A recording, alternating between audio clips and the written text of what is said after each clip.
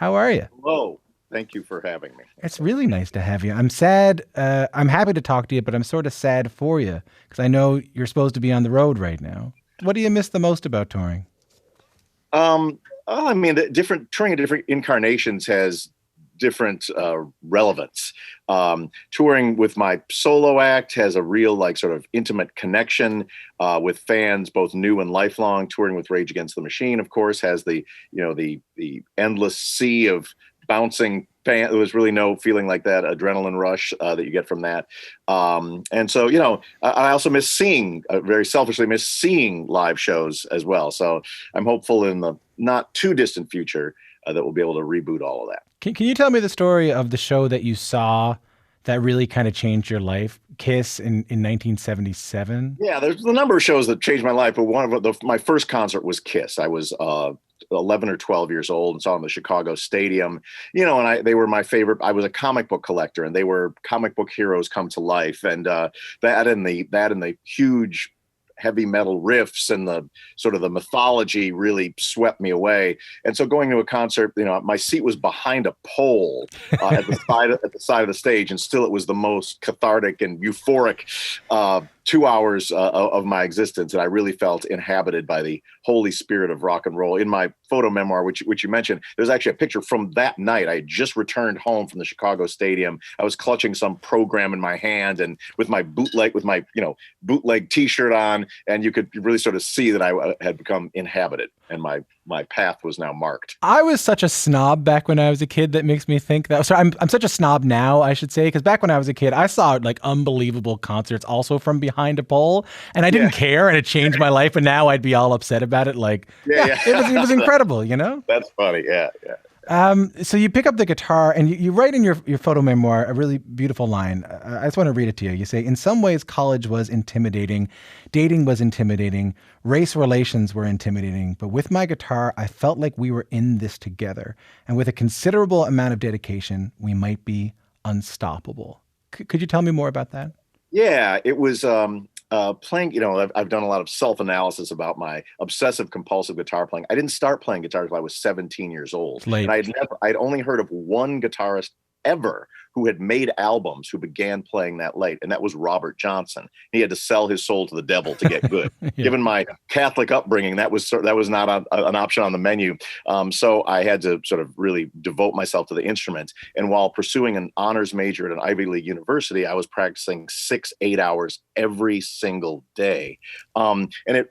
It's reflecting on that. I realized that there are a lot of things in the world that you don't have control over, but I had control over that. It was just a matter of nothing but my will that would be the determining factor on if I got better on the guitar or not. And I had a considerable amount of will, and so I really dove all the way in and found this relationship and this kind of security almost in that relationship that it's just me and the guitar, and I'm the determiner of how that relationship goes. And by applying myself wholly to that process, I saw this kind of rising tide of technique and ability that I just want to see how high that tide could rise. What were you practicing? Were you doing scales? Were you learning modes? Were you learning other songs? Yeah, at the time it was all guitarists, when you first pick up guitars, because you admire other guitar players and Yeah. you want to emulate them, and I was very much on board with that. So it was 2 hours a day of just nothing but technique.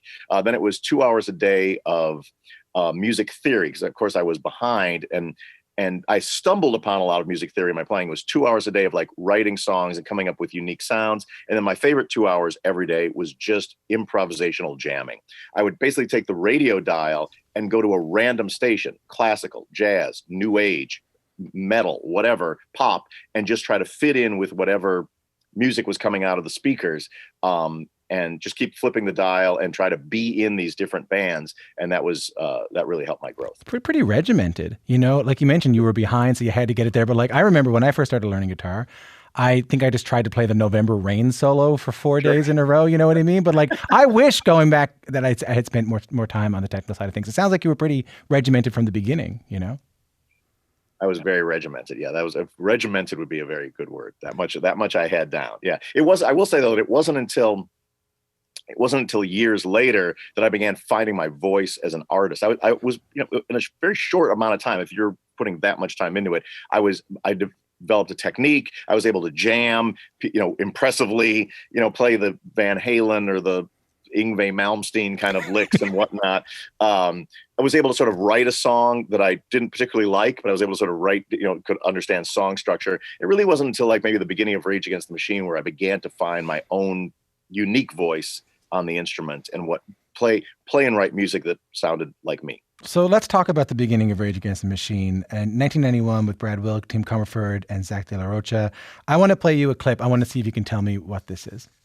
Thanks for coming out today, and here's Rage Against the Machine. Press this button right here.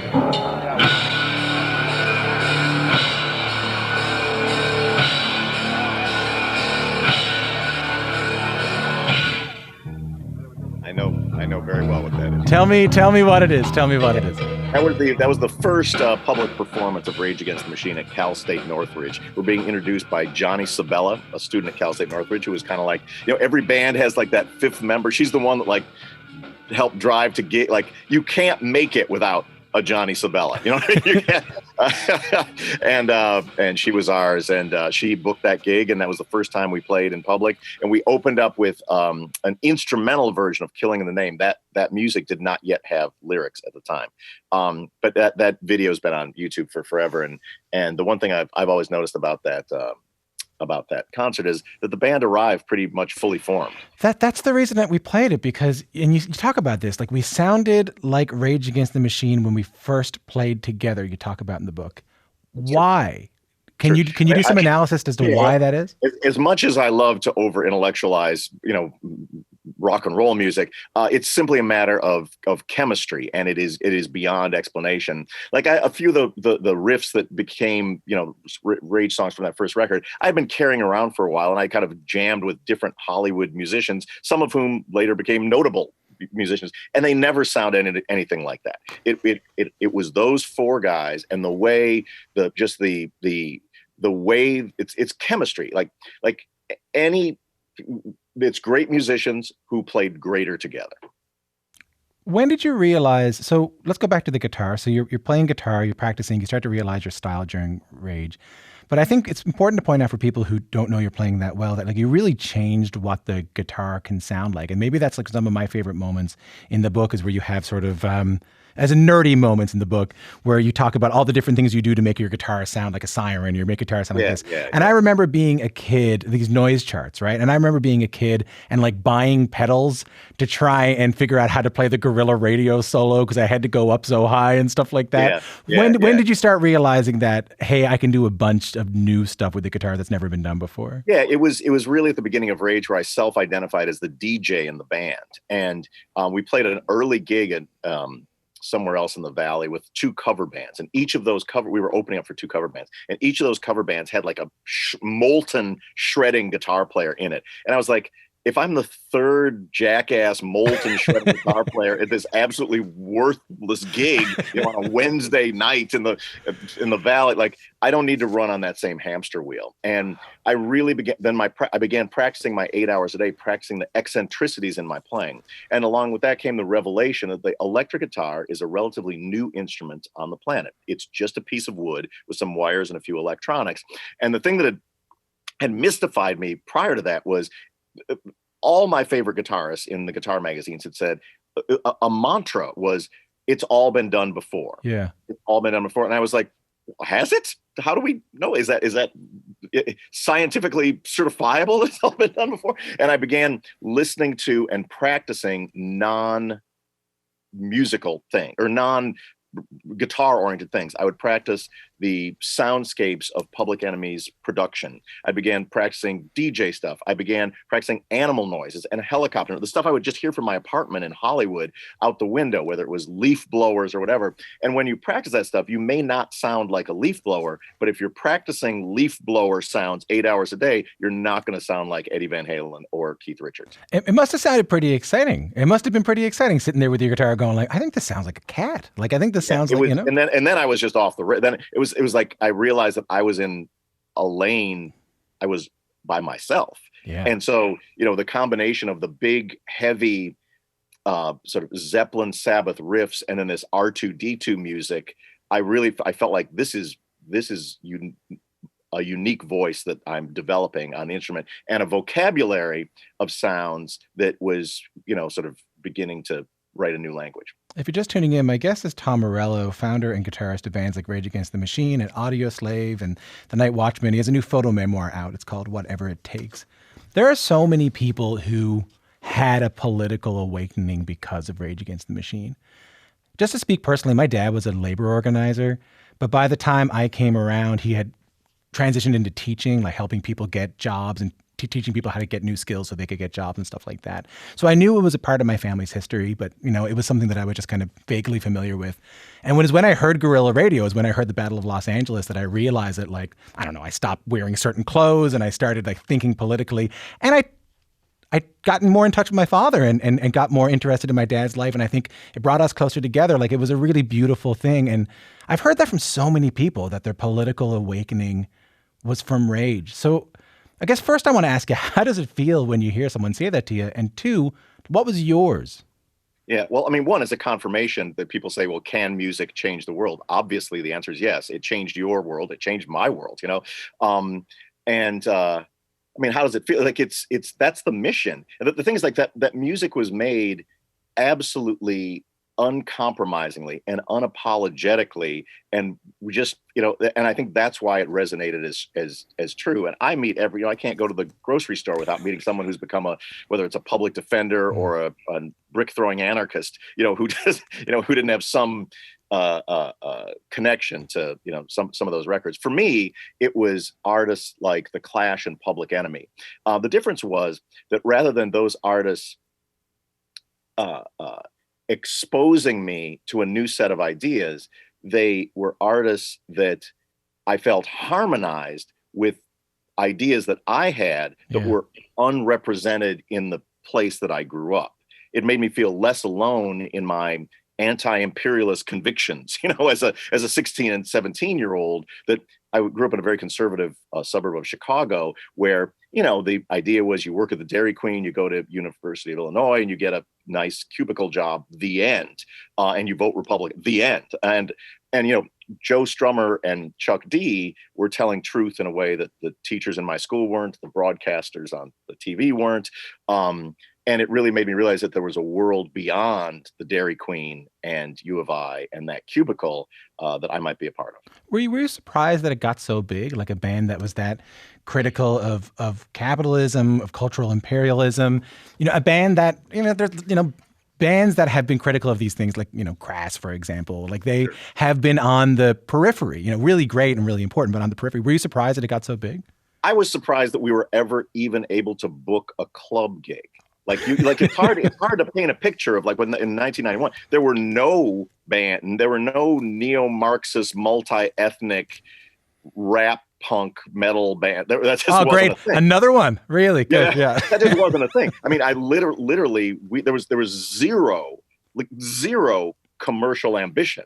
We wrote those songs with the goal, with the only goal was to make a cassette demo that would be like to basically make a record. I had a record deal before with a band that was more sort of commercial leanings, and I knew that a record deal didn't mean shit. Like, my life got worse, not better, when I had a record deal. So that didn't matter. So we just made music, as a means of self-expression with Zach's tremendous lyrics and the band's musical chemistry, and that was it. I mean, I remember the first time that anyone outside of the four of us ever heard a note of our music.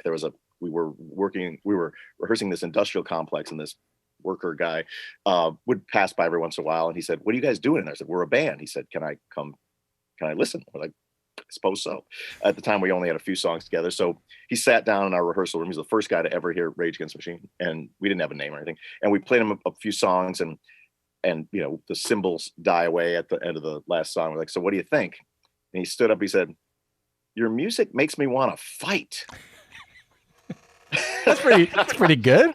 And that might have been, I don't know, some indicator we could have should have put that on a poster. But no, so the answer was no. But I will say, from the very first time that we performed in public, it was obvious that there was a connection to an audience that was very different than anything I had ever been around. I mean, but that word connection, and I want to go back to something you talked about before, which was chemistry. It's rare, right? We've all been in bands. We all know friends who have been in bands. It's rare to find people that you can just play with. It's rare to find people that you can create with the way you created music with Rage Against the Machine. It is almost impossible, it seems to me, to find not just those people, but the same people match you ethically and intellectually and like politically. Like, it's a bit surprising, right? Yeah. I mean, it's when lightning strikes, and you can kind of count the bands in history that have that, and it's just, I just feel very fortunate and honored with Tim and Brad and Zach to, have been fortunate enough to make their acquaintance, and to, here we are talking about, those records, 30 years later. And then, I mean, things get so big. You guys got this reputation for being really confrontational as a band. Cops are showing up at your shows, shutting you down outside, Democratic national conventions. You're playing Republican national conventions. Michael Moore gets arrested during Sleep Now in the Fire. Did it ever get a bit stressful? Like, and honestly, like, it's exciting and you're causing a social movement, but I can only imagine there's red tape and there's, did it ever go like, holy God? I mean, and that part wasn't stressful. Being in a band is stressful. Yeah. But that always felt like, for me, like the North Star was always the music and the mission, and so I felt that, like, I didn't choose to be a guitar player. That chose me. Mm. I had these deep radical political ambitions, for like the world, and I'm stuck being a guitar player. And so it was like, how do you find a way, being in a rock band, to manifest those ideas? That was the challenge before all four of us. Well, given that Rage is one of their most popular songs, one of your most popular songs, Killing in the Name, is based in part about the police killing of Rodney King in '91. You've been talking about racism and inequality through your music for, like, as I said, 30 years. When your songs become protest chants at protests after the murder of George Floyd, when I first heard that, I thought, oh God, how happy they must be that their music has lasted this long. But I also thought how sad it must be that it's lasted this long. Do you know what I mean? Yeah.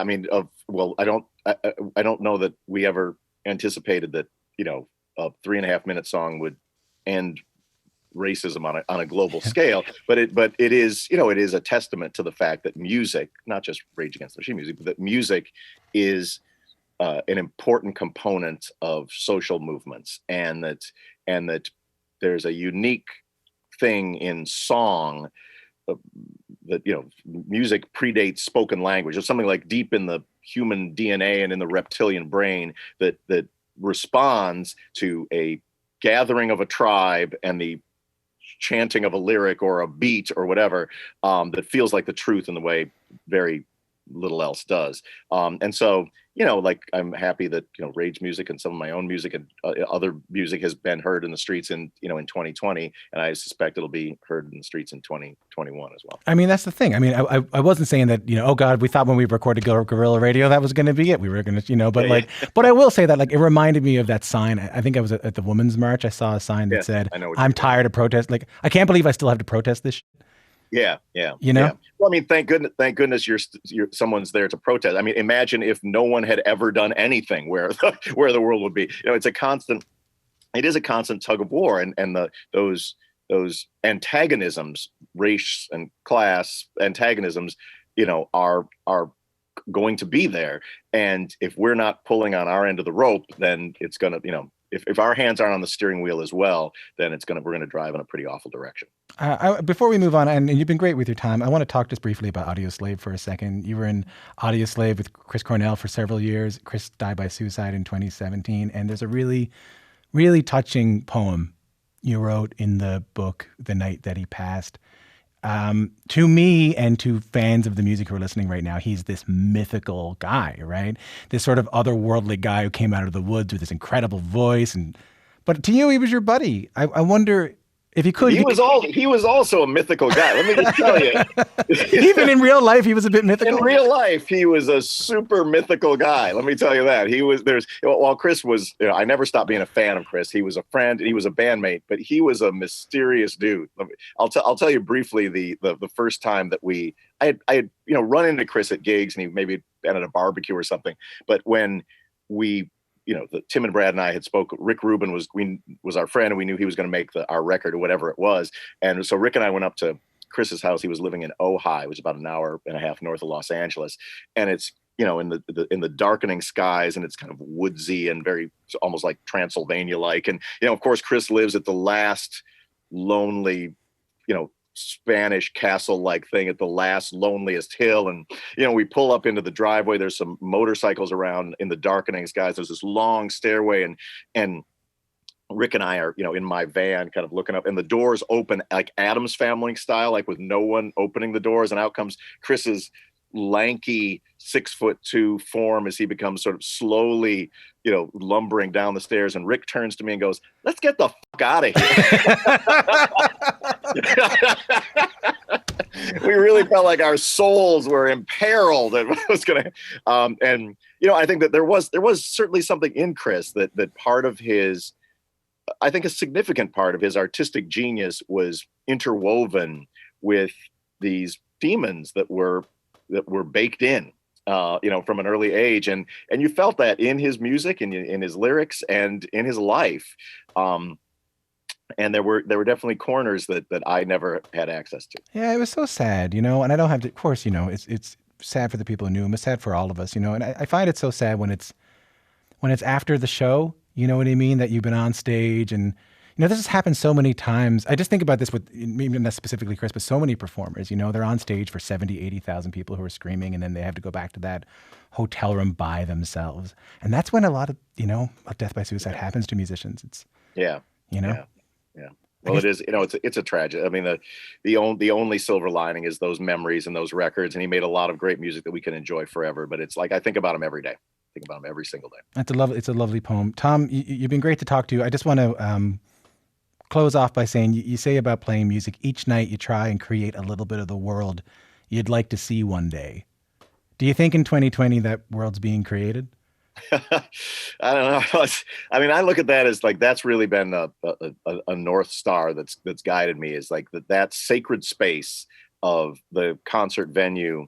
It's your chance to create a world that you'd like to see. It's really your opportunity via, sight and sound to curate a little bit of the world that you'd like to see one day emerge. And, sometimes it's one night at a time, one city at a time. But, via my guitar and my various bands, I will never stop swinging. Man, it's been lovely to talk to you. Thank you for your time. Thanks very much for having me. Cheers.